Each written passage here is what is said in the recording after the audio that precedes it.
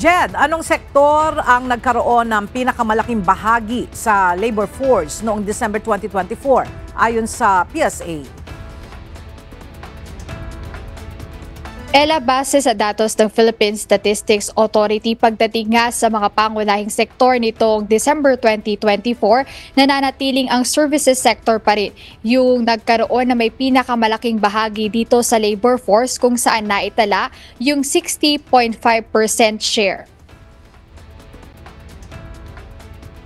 Inihayag ni PSA Undersecretary Claire Dennis Mapa na ang employment rate nitong December 2024 ay nasa 96.9%. Kapareho sa naitalang employment rate noong December 2023 at bahagyang mas mataas kumpara noong November 2024 na nasa 96.8%. Samantala, nasa 1.63 million ang unemployed persons o bilang na nasa labor force na walang trabaho o negosyo nitong December 2024. Ayon kay Yusek Mapa, mas mataas ito kaysa sa naitalang bilang ng unemployed noong December 2023 na nasa 1.6 million lang. Ngunit mas mababa naman kumpara noong November 2024 na nasa 1.66 million.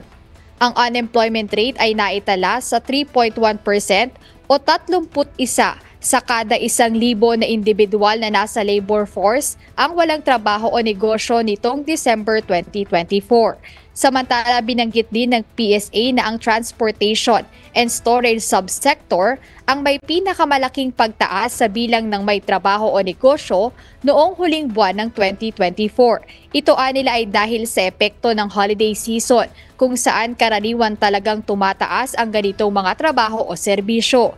Dahil naman sa nagdaang bagyo, African swine fever at iba pang nakaapekto sa sektor ng agrikultura, naitala ng PSA ang pagbaba sa bilang ng trabaho at negosyo rito kung saan 1.56 million employed ang nabawas. Ela, tumaas man yung naitalang employment rate nitong huling buwan nga ng taong 2024. Sa datos ng PSA, mayroon pa rin ilang sektor na nagkaroon ng pagbaba doon sa mga employed persons. Kaya ito yung dapat tutukan ng kasalukuyang administrasyon na patuloy na makapag-create ng mga trabaho upang mas tumaas pa yung employment rate dito sa bansa. Ayan muna ang update. Balik sa'yo, Ela. Maraming salamat, Jed Naresina.